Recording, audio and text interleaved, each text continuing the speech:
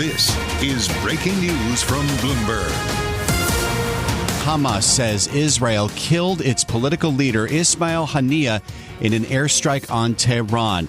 Haniyeh is a chief negotiator for Hamas. He was in Iran's capital for the inauguration of the country's new president. Bloomberg's Dan Williams in Jerusalem says the killing follows the recent death of another top-level Hamas official. It's very, very impressive in terms of operations. We're talking about two Middle East capitals, two very senior targets with apparently very limited damage around them, kind of surgical strikes that could also be considered of strategic value. So in a sense, Netanyahu will have burnished his credentials here, having been battered by the October 7th attacks that really blindsided Israel and caused casualties on an unprecedented scale. Bloomberg's Dan Williams says Haniyeh's death follows an Israeli strike on Beirut last night, targeting a senior Hezbollah commander. That attack was a response to a rocket assault that killed 12 young people in the Israeli-controlled Golan Heights over the weekend. Joining us from Dubai is Bloomberg Middle East anchor Joumanna Bercetche. Joumanna, good morning. It has been a rapidly developing series of situations in just the last 7-hour span between the killing of the Hezbollah commander and now the death of Ismail Haniyeh. What is the risk of further escalation at this point?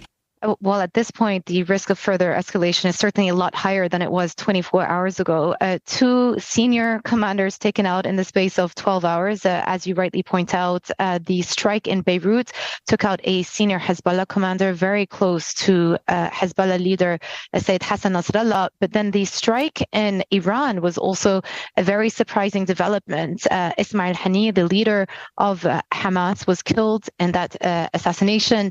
And the interesting thing is that it happened on Iranian soil. And because of that, the comments that have come out of Iran just in the last couple of hours or so have been very inflammatory. The president, the new president who was receiving his inauguration ceremony yesterday, put out a statement saying, "We will defend our territorial integrity."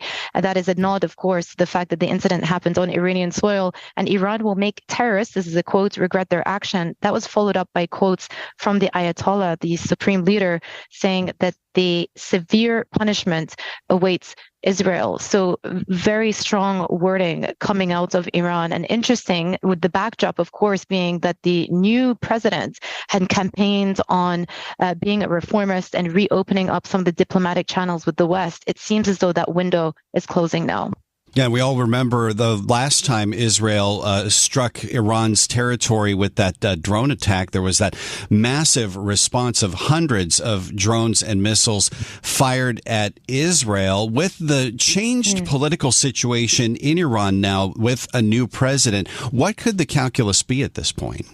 The calculus is that anytime an attack happens on Iranian territory or Iranian soil, the leadership are going to see an impetus to want to respond. Back in April, what you saw was a very targeted strike happen on both sides. So when Iran responded to the Israeli attack on the consulate in Syria, again, they had very much telegraphed beforehand what they were going to do. The Israeli response in retaliation to that, again, was quite surgical in nature as well. And since then, there's been this period of deterrence. But on the back of this latest event that has unfolded on Iranian territory, there will be an imperative from the IRGC for them to come out with some sort of a response, and not just from Iran itself, but including from the rest of the region and the other allies that it funds and backs in the region, including Hezbollah and Hamas themselves. And if you listen to some of the commentary that's come out of other regional leaders, Qatari PM putting out a statement saying, how can mediation succeed